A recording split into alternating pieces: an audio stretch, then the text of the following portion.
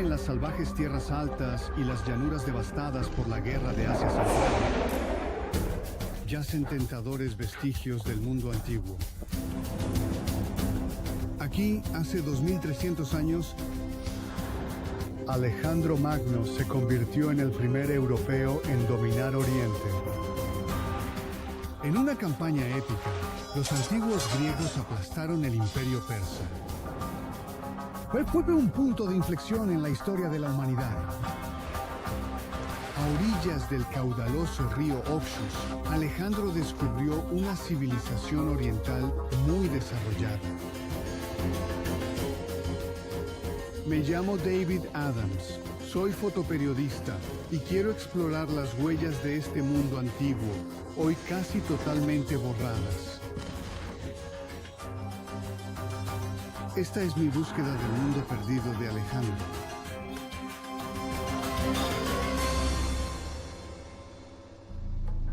Alejandro Magno partió de Grecia para conquistar las ricas tierras de su enemigo persa. Su campaña le llevaría a miles de kilómetros de su patria, a través de Afganistán en Asia Central. Quiero averiguar cómo era el mundo para Alejandro. Pero este paisaje de hoy es radicalmente diferente a la forma en que apareció en la época de los antiguos griegos. Y creo que la razón es el cambio climático extremo. Por lo tanto, este lugar era una vía navegable interior. Si los griegos, según esta teoría, podrían haber navegado hasta aquí.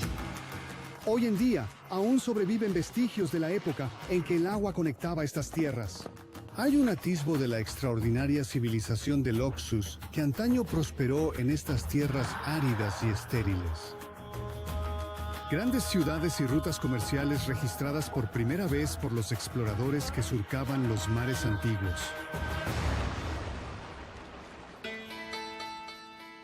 Comienzo mi viaje como Alejandro Magno en Grecia.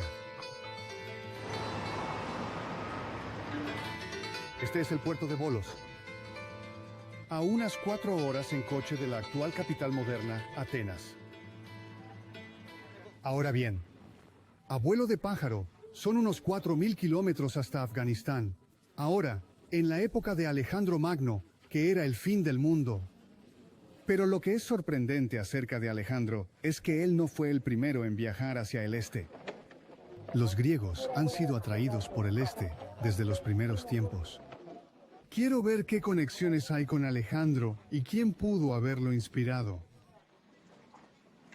Entonces, los antiguos griegos eran un grupo bastante intrépido. El problema es que todas esas leyendas que rodean sus grandes viajes significa que es muy difícil averiguar lo que realmente sucedió.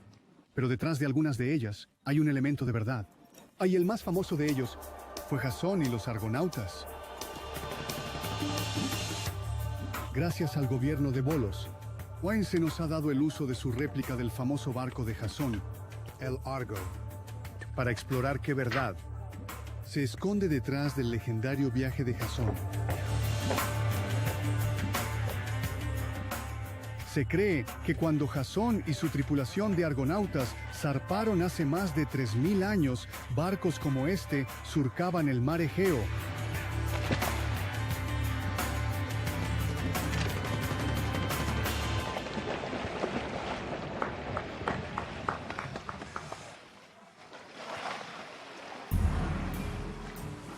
Jasón y los argonautas es un antiguo mito griego, un cuento transmitido durante milenios.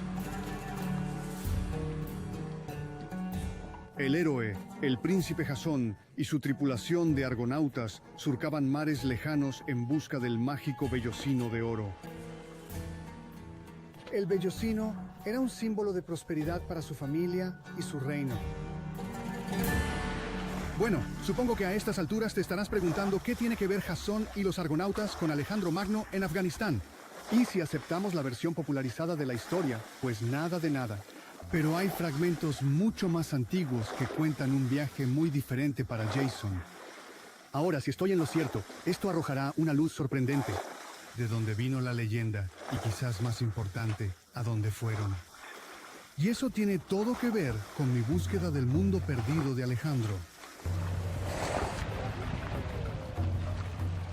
Creo que los orígenes del mito de Jasón se basan en hechos reales. Quiero averiguar cómo comenzó la historia de Jasón y sus argonautas.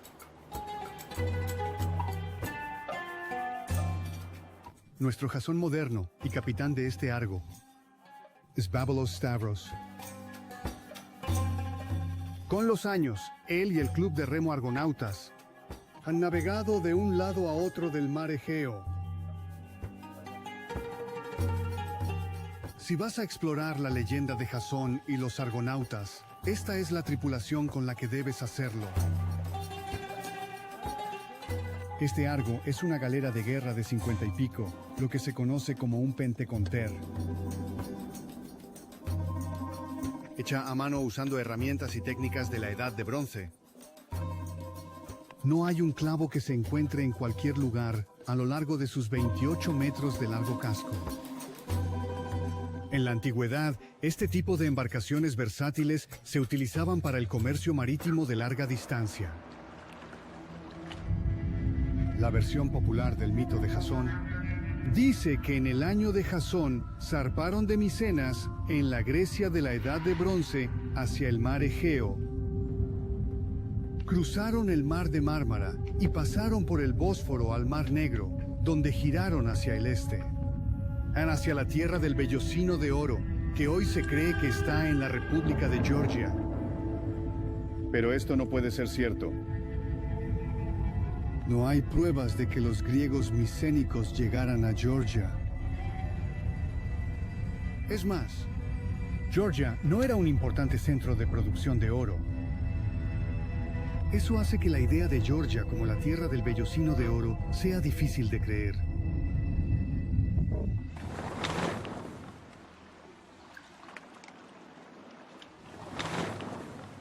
Las versiones griegas más antiguas de la historia hablan de una ruta diferente y tienen una pista.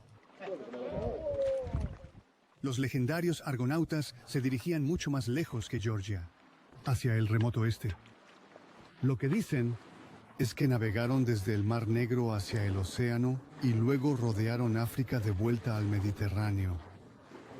De lo que hablan es de un viaje fuera del Mar Negro, no hacia el Mar Negro. Ahora, si usted mira un mapa del Mar Negro hoy en día, solo hay dos maneras de salir de ella. Uno es el Danubio. El otro es el río Don. Ahora, ambos no conducen a ningún mar. Entonces, ¿era entonces de alguna manera diferente? ¿Había una manera de que usted podría navegar fuera del Mar Negro? Bueno, eso es lo que vamos a averiguar. Una de las versiones más antiguas de la historia procede del antiguo escritor griego Homero. Sus poemas épicos sugieren que hace miles de años el mundo tenía un aspecto muy diferente al actual.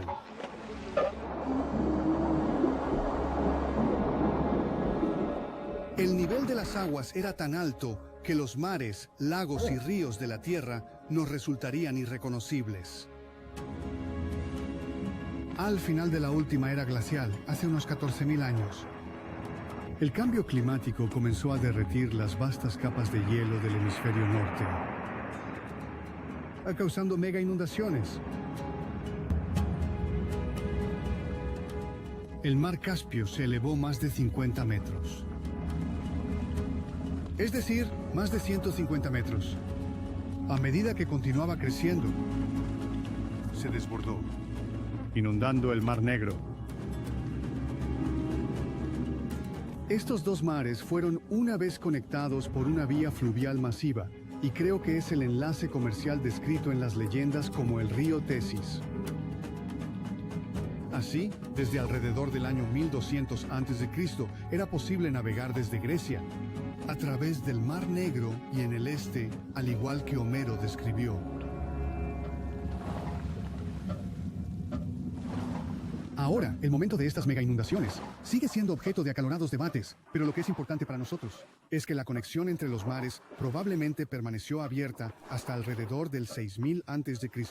Y eso es un cambio de juego.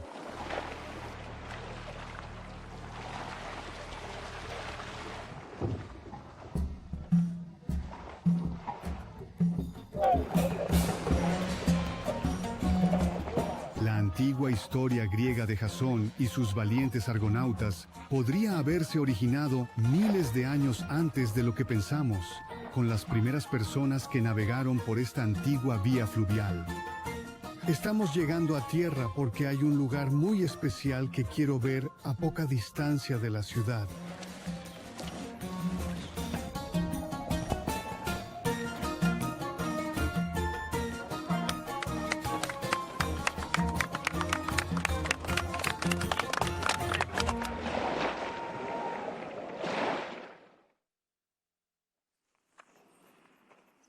Este sitio es tan antiguo que es más viejo que el mito de Jasón. Se remonta a los primeros marinos que pusieron un pie aquí. Esto es Sesclo. Estoy a solo un par de kilómetros de donde ancló el Argos. Pero hace 9000 años, esto era un asentamiento neolítico. Y la razón por la que es tan especial es porque aquí es donde los marinos orientales desembarcaron por primera vez en Grecia. Y desde aquí, la revolución neolítica se extendió por toda Europa.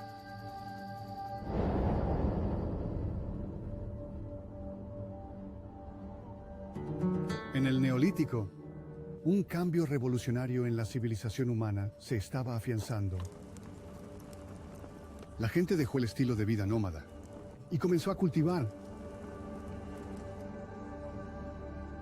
Ahora podían contar con una fuente estable de alimentos y esto, a su vez, les daba libertad para viajar. Los arqueólogos lo llaman el Gran Éxodo. En una serie de viajes realizados entre el 7000 y el 6000 a.C., los pioneros navegaron hacia el oeste desde las costas de Turquía y Siria, a través del Mediterráneo oriental hasta Grecia. Lo que es tan significativo para nosotros es el lugar donde estos marinos se establecieron justo aquí. Es exactamente el mismo lugar donde comienza la leyenda de Jasón. Creo que la historia de Jasón y los argonautas es mucho más antigua de lo que hemos creído. Creo que se origina con los marinos. Así, en lugar de ser un cuento de la Edad de Bronce contado hace solo 3000 años, estoy convencido de que la leyenda de Jasón y sus argonautas comenzó con la verdadera historia de pioneros marineros neolíticos que emigraron a través del mundo cuando los mares estaban conectados.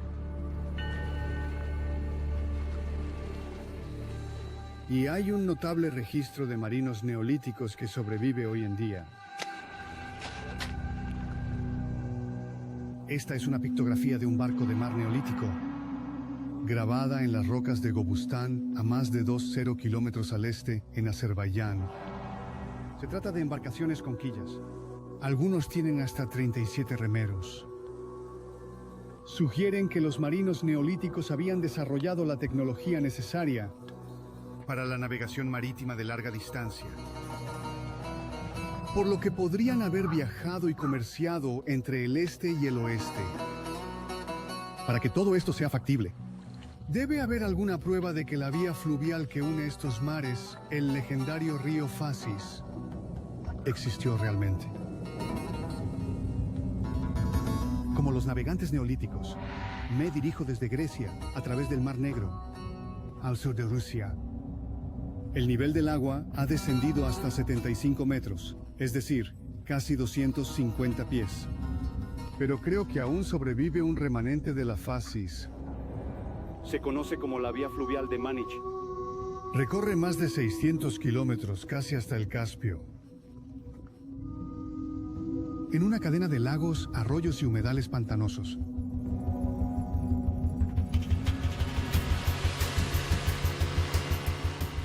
Esta es un área de conservación y he saltado a bordo de un barco de parques y vida silvestre para explorar. Cuando los niveles de agua aquí eran más altos, estos ríos y pantanos formaban parte de la inmensa vía fluvial Fasis.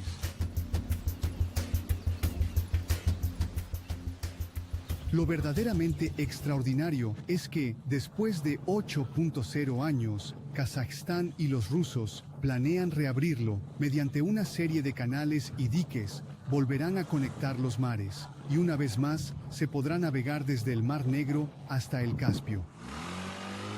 Al igual que los rusos de hoy, Los antiguos griegos tenían esta misma idea, muy probablemente inspirados por el mito de Jasón. Alejandro Magno creía que antaño había existido una antigua conexión entre los mares. Hoy, en 282 AC, un general macedonio llamado Patrocles recibió la orden de buscar en el mar Caspio para averiguar si aún era posible navegar entre el este y el oeste. El informe de Patrocles revela que hoy ha llegado al punto donde comienza el canal de Manich. Aquí, casi con toda seguridad, habría visto que todo lo que quedaba era una serie de arroyos y pantanos.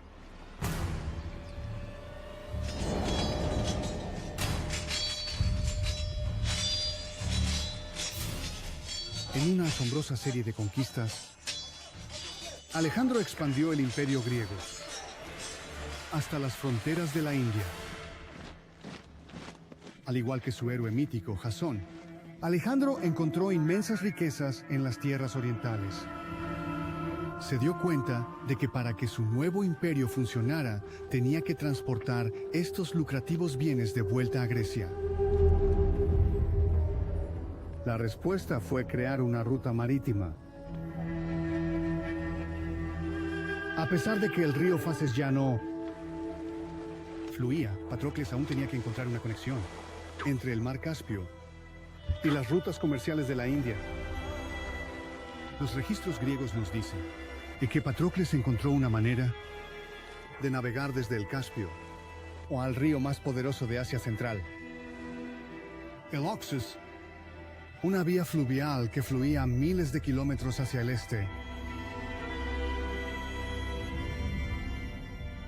Al igual que Patrocles, ahora me dirijo a la orilla sureste del Caspio, en el actual Turkmenistán, para encontrar la antigua conexión con el río Oxus. El problema es que hoy en día el Caspio y el Oxus distan mucho de estar conectados. Están separadas por casi 700 kilómetros de desierto.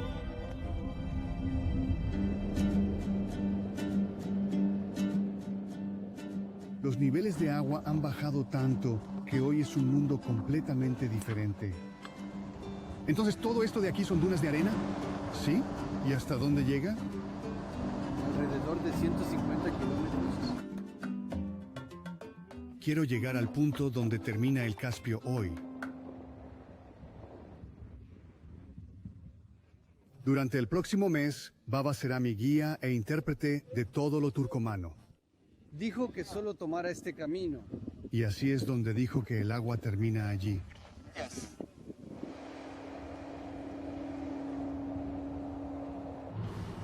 Bueno, esto es probablemente lo más lejos que llega. ¿Podemos parar aquí? Esto se ve bien.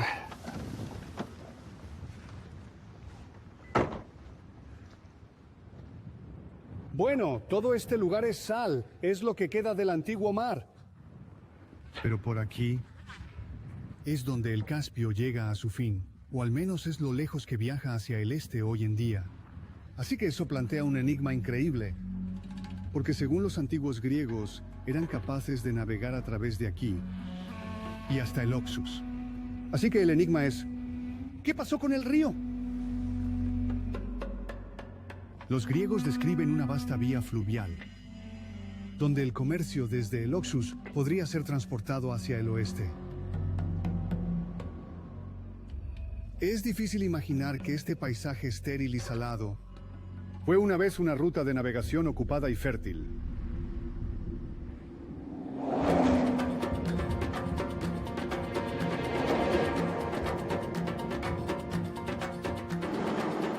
Para demostrar que el viaje de Patrocles era posible, necesito encontrar un rastro del antiguo cauce del río. Nuestra búsqueda nos lleva a uno de los lugares más extremos del planeta, el desierto de Karakum.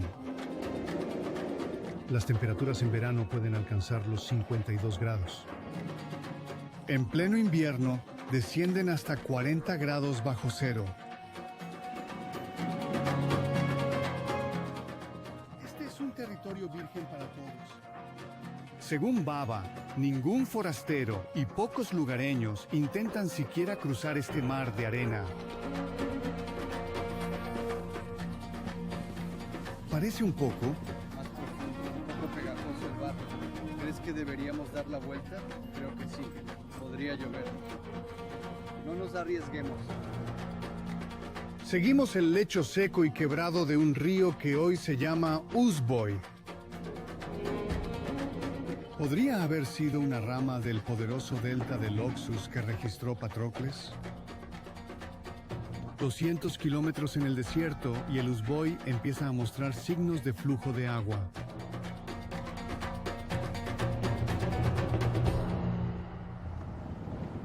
Parece un paisaje lunar, ¿verdad? Increíblemente estéril y muy solitario. Seguir el curso del río desde un terreno más alto es demasiado difícil. Así que Baba ha organizado un modo de transporte más tradicional. Frentole ha accedido a llevarnos a caballo para que podamos bajar a la cama Uzboy y explorar.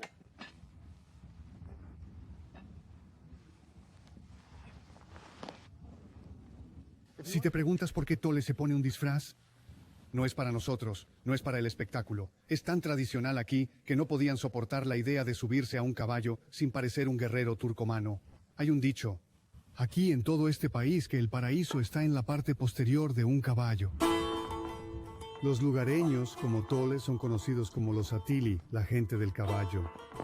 Es muy posible que sean descendientes de los antiguos colonos que llegaron aquí cuando esto era un verde mundo acuático. El resto del equipo le seguirá con todo el equipo, comida y agua en este monstruo. Un Kamaz ruso, sin duda uno de los vehículos más resistentes jamás fabricados.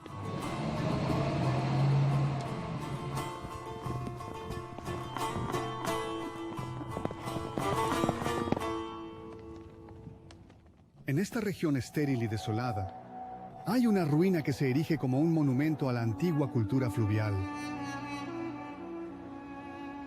Se trata de la única fortaleza importante desenterrada en el curso de agua quebrado del Uzboy.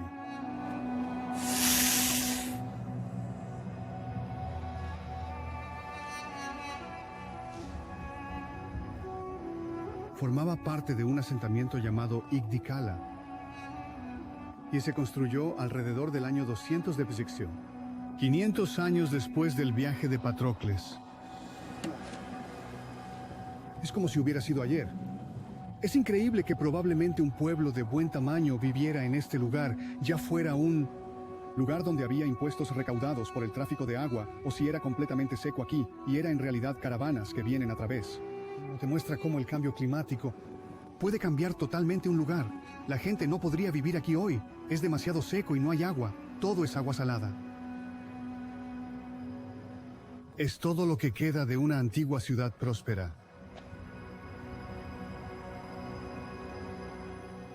Encaramada en lo alto. Igdi habría estado perfectamente situado para vigilar el flujo de personas y el comercio. Pero la propia presencia de esta ciudad fortaleza sugiere que, incluso después de la época de Patrocles, el nivel de las aguas aquí seguía siendo mucho más alto que en la actualidad. No, en la época de los antiguos griegos, el Oxus era una poderosa vía de inundación, tan ancho como el Nilo egipcio. El problema es que el Uzboy es un río de meandros lentos. Estos desfiladeros tienen solo 100 metros de ancho en sus puntos más anchos. Eso es solo 300 pies. El Oxus habría sido al menos 5 veces más ancho. Así que no hay manera de que el Uzboy pueda ser la conexión fluvial que estoy buscando.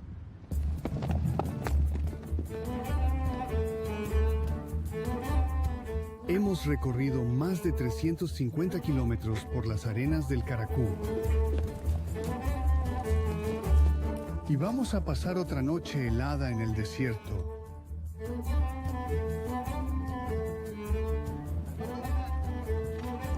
Hey, gracias.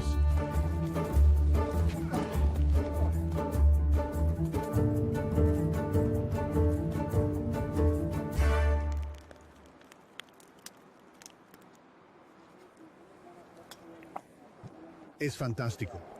Básicamente es una oveja entera hervida. Y este es el jugo. Y es fantástico. Hace frío afuera. Esto es muy caliente y el vodka está ayudando. El vodka es lo mejor. El vodka es lo mejor.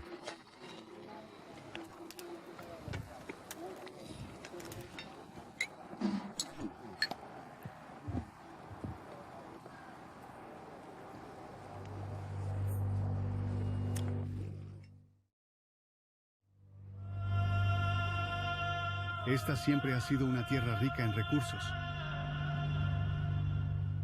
Este cráter ardiente está filtrando gas metano natural. Se encendió hace solo 40 años.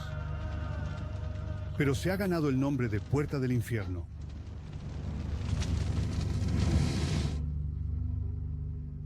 En la antigüedad, marineros como Patrocles podían utilizar este tipo de hito geográfico para navegar. Y estos extraordinarios fenómenos naturales inspiraron las leyendas griegas. Aristóteles le habría hablado a Alejandro de los dioses y monstruos que se creía vagaban por las tierras del este. Creo que en algún lugar de este misterioso terreno desierto hay señales del antiguo delta del río Oxus que describió Patrocles. El eslabón vital en la visión de Alejandro Magno de una ruta de navegación entre Oriente y Occidente.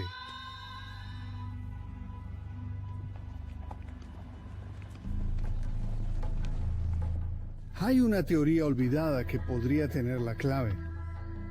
En 1898, Ellsworth Huntington, catedrático de Geografía de la Universidad de Yale, analizó la fluctuación del Caspio. Declaró que el Usboy no era un río, sino parte de un estuario. El nivel de las aguas seguía siendo tan alto en la época de los antiguos griegos que los mares Caspio y de Aral eran más grandes de lo que son hoy. Y el terreno entre los mares habría estado cubierto de agua, formando una serie de vastos humedales. La teoría de Huntington ayuda a explicar cómo Patrocles pudo navegar hacia el este desde el Caspio hasta el gran delta del Oxus.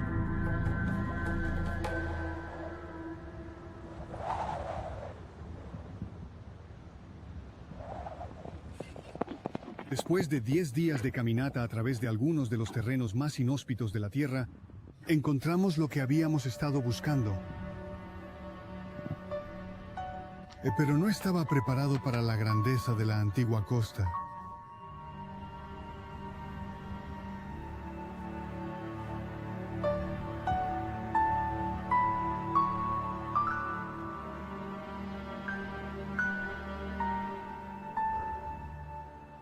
De pie aquí, está claro que esto fue una vez el borde de un gran mar interior.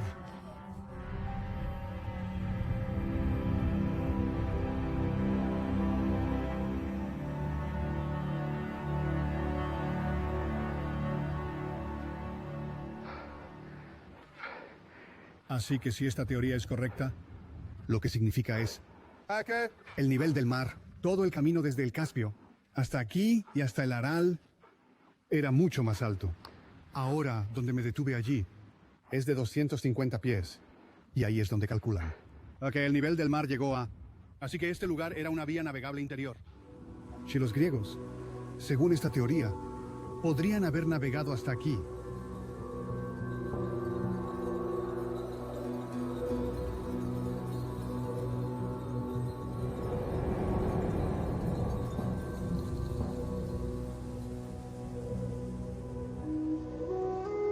hace 2300 años, esto habría sido un laberinto de canales fluviales e innumerables cañaverales. Un humedal abundante, tal y como relataron Patrocles y los griegos.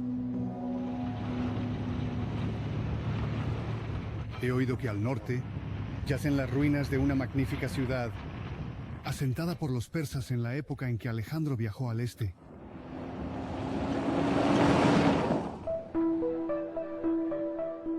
Es evidente que la ciudad se construyó al borde de un promontorio y que dominaba la costa. Esta es la gran fortaleza de Defkesen.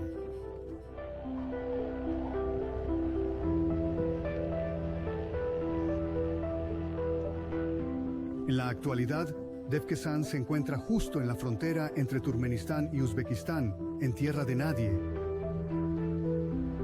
Está fuera de los límites, pero sorprendentemente, Baba nos hace pasar. Ser capaz de entrar en esta fortaleza es una primicia, incluso para él. Es un viejo muro defensivo.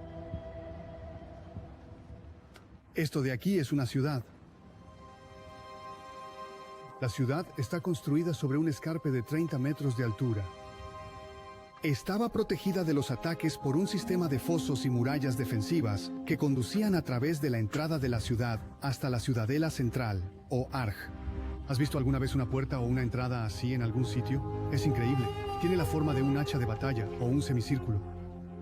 Eso habría sido un puente levadizo y un foso. Y luego por aquí. Hay otro foso, otro puente levadizo que te habría llevado a la ciudad. Puedes sentir a los antiguos aquí. Un lugar de prosperidad tan evidente debe contener tantas historias de vida, muerte y finalmente colapso. Es probable que los primeros pobladores fueran seguidores de una antigua religión monoteísta llamada zoroastrismo.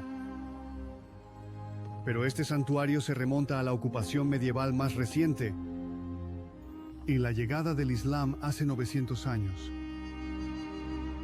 Al secarse los humedales de los que dependía la ciudad, la eventual desaparición de Defkesen fue inevitable.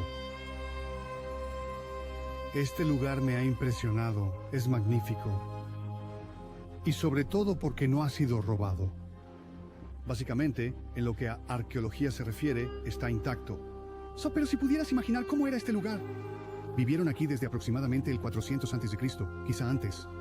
Hasta aproximadamente 1550, 1600. Ahora, esto habría sido una enorme puerta en el arc central donde el Khan habría vivido. Y detrás de mí, en la parte superior, probablemente habría habido originalmente un cementerio zoroastriano. Pero realmente, esta es una fortaleza increíble.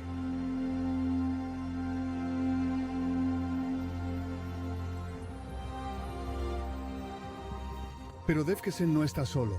A lo largo de esta antigua costa, hay más de media docena de ciudades y ciudadelas en ruinas. Y como Defkesen, todas ellas están construidas en terrenos elevados. Los signos están en todas partes de una caída masiva en los niveles de agua.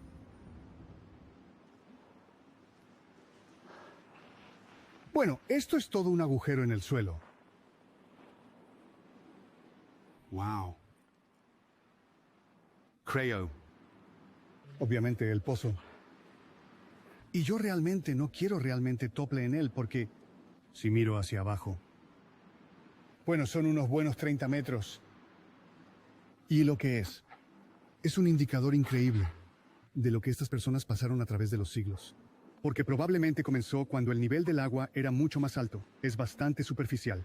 Y entonces como el agua tiene desplazados y drenados, han tenido que hacer túneles y túneles. Y es un infierno de un largo camino. Esto habría tenido un enorme artilugio encima. O con burros tirando de grandes cubos de agua, que habría sido el agua para toda la ciudad. Es increíble. Cosa que queda. Por lo general, estos se llenan con bastante rapidez. Este está completamente intacto. Es bastante maravilloso. Y hay algo ahí abajo. ¡Aquí viene!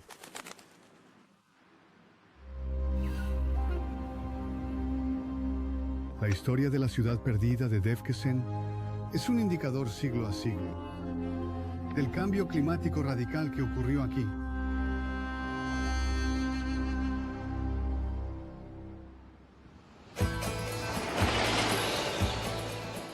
Lo que es notable es que la misma cosa está ocurriendo hoy. Nos dirigimos aún más al norte en la estela de los antiguos griegos, en la antigua Unión Soviética. La actual Uzbekistán. Estoy buscando la costa del mar de Aral. Y hace 60 años, esto no era desierto, sino lecho marino. Hace solo 2 generaciones, las flotas pesqueras cosechaban grandes bancos de peces aquí. como las secuelas de un tsunami. Los últimos restos de la flota pesquera del Aral yacen esparcidos, como juguetes de niños en la arena. Pero aquí el final no fue causado por el impacto repentino de una ola enorme. Los habitantes del Aral literalmente vieron cómo su sustento se desvanecía lentamente. Por fin distinguimos el azul grisáceo de la orilla del mar. Esta costa ha retrocedido casi 100 kilómetros.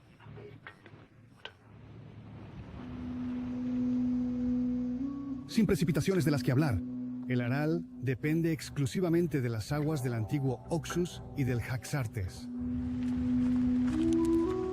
Pero estos ríos se han agotado tanto que apenas llega una gota a las orillas del Aral. Es uno de los mayores desastres medioambientales de la Tierra.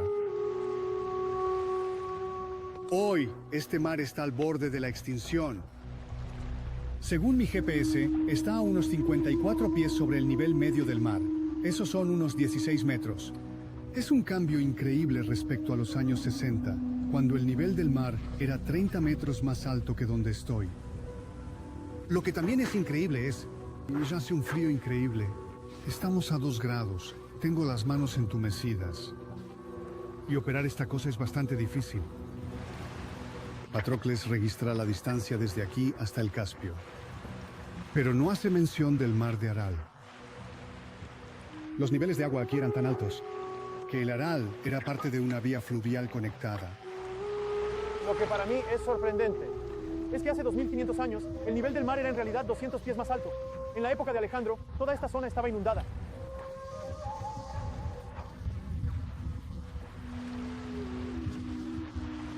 Lo que esto significa es que nuestro clima, especialmente en esta zona, ha sido muy cambiante durante miles de años. Mucho más cambiante de lo que nunca hemos pensado.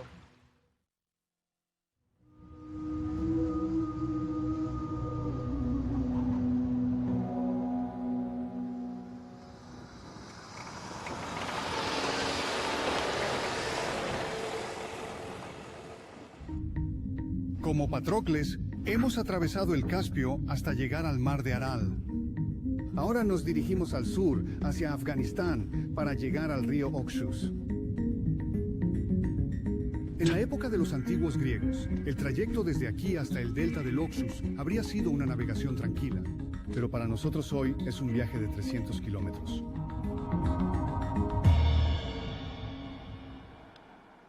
Después de 2 semanas de viaje por el desierto, estamos a punto de llegar a nuestra meta.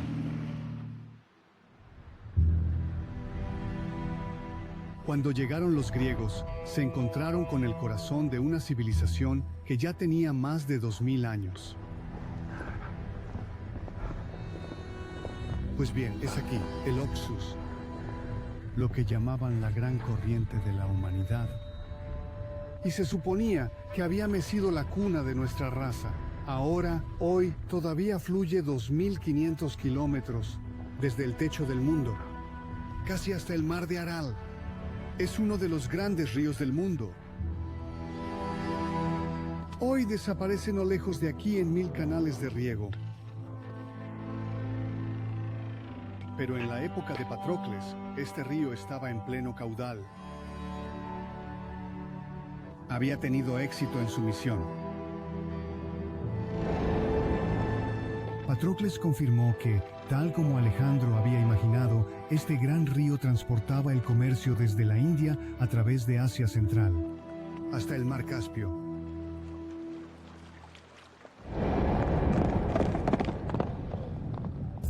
Ahora quiero cruzar el río para saber más sobre la civilización del Oxus que los griegos descubrieron aquí. Estos turcomanos están en un viaje de ganado y se dirigen al mismo lugar que nosotros. On ferry. Hoy en día, solo media docena de estos viejos transbordadores de la era soviética operan a lo largo del río.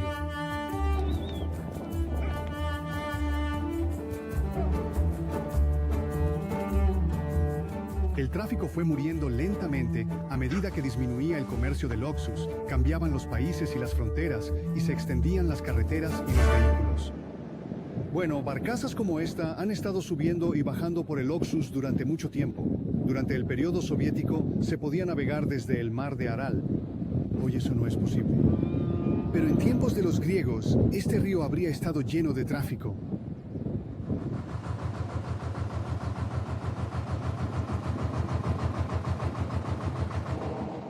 Hoy en día, estas tripulaciones de transbordadores se cuentan entre los últimos ribereños del Oxus, una tradición que se remonta a los griegos y más allá.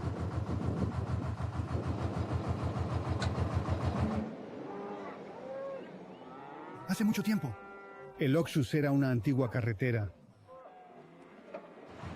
con miles de asentamientos, ciudadelas y fortalezas repartidas por sus afluentes. Y hay un lugar ahora en lo profundo del desierto que atravesaron este sistema hace más de 4000 años.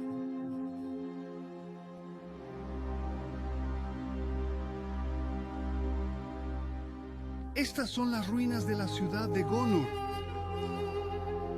En su apogeo, fue un enorme centro comercial en una serie de estados de la Edad de Bronce que se extienden a lo largo de más de 100 kilómetros a lo largo del valle del Oxus. Descubierta en el año del arqueólogo soviético Víctor Sarianidi, la huella de esta ciudad ha cambiado nuestra forma de pensar sobre el mundo antiguo.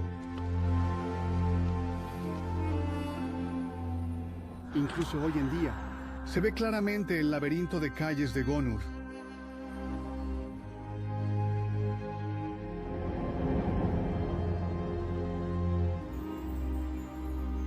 Es una experiencia extraordinaria pasear por las callejuelas de una ciudad que floreció en la Edad de Bronce, más de 500 años antes de la llegada de Alejandro. La gente que vivía aquí cocía cerámica en hornos, cultivaba cereales y criaba ganado. Los arqueólogos han encontrado incluso vestigios de un sofisticado sistema de riego.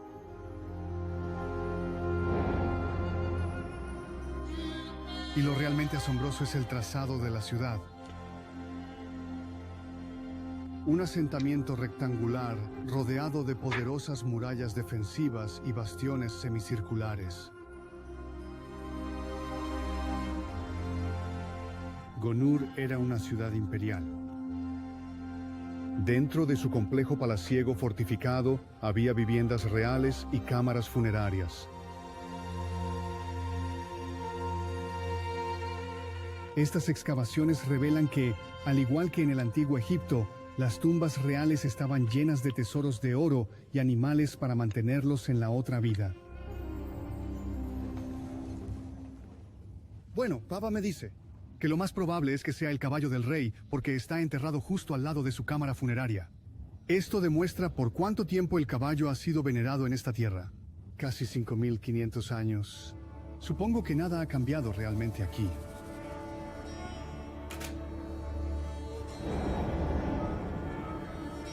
Gonur era un importante centro comercial, comparable a las antiguas ciudades de Egipto y el Valle del Indo. Parece que surgió del desierto, pero hace miles de años había agua por todas partes.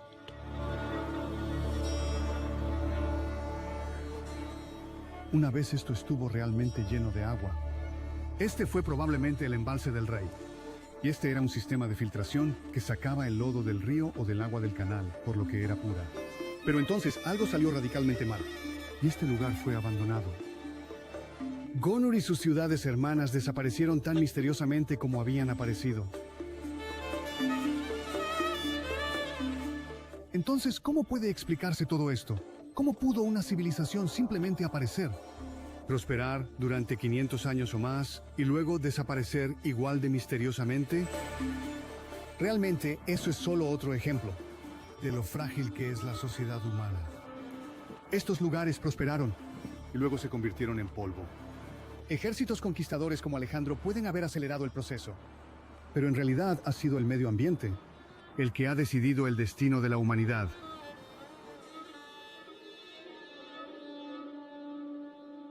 Detrás de la desaparición de Gonur se esconde el cambio climático extremo que alteró el curso del Oxus. Todo el lugar está cubierto de sal.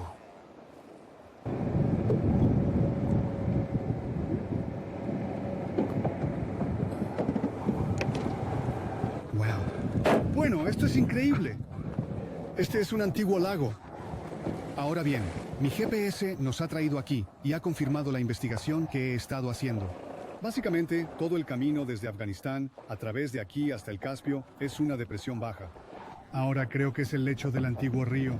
Debido a que todos estos lagos en realidad una vez estuvieron llenos y la datación por carbono ha demostrado que hace 3.000–5.000 años esto era en realidad una enorme llanura pantanosa. Cuando había demasiada agua o el río cambiaba de curso, pasaba por aquí inundando estos lagos y este era un mundo completamente diferente.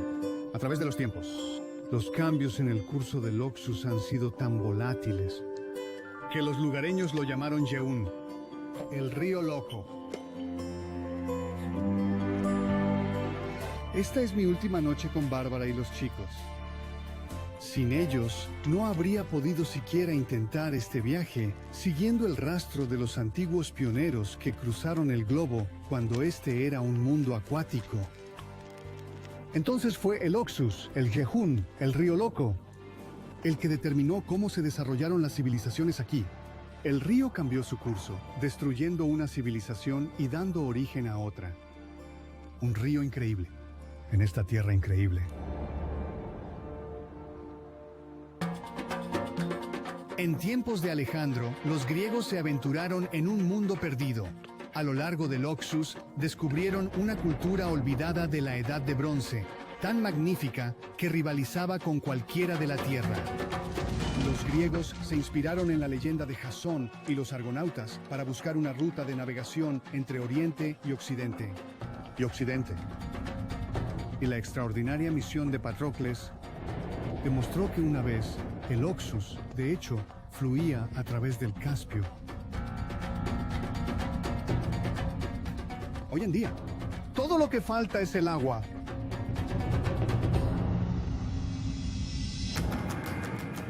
Pero lejos de ser el final de nuestro viaje, esto no es más que el principio. El cambio del nivel del mar y la desaparición de los ríos no es lo único que nos cuentan los griegos. Intrigantes relatos de las conquistas de Alejandro en territorio persa nos llevan a la legendaria ciudad de Bactriana, que hoy se encuentra al otro lado de la frontera, en Afganistán. Uno de los problemas de explorar lugares como este es que estas áreas están llenas de minas terrestres. Un lugar donde las fortalezas en ruinas, asentamientos e infraestructuras ancestrales aún sobreviven. Ecos de una cultura perdida que prosperó aquí mucho antes del surgimiento de la antigua Grecia. Esta sería una de las cosas más raras que podrías encontrar aquí. Es probablemente algo así como 3500 AC.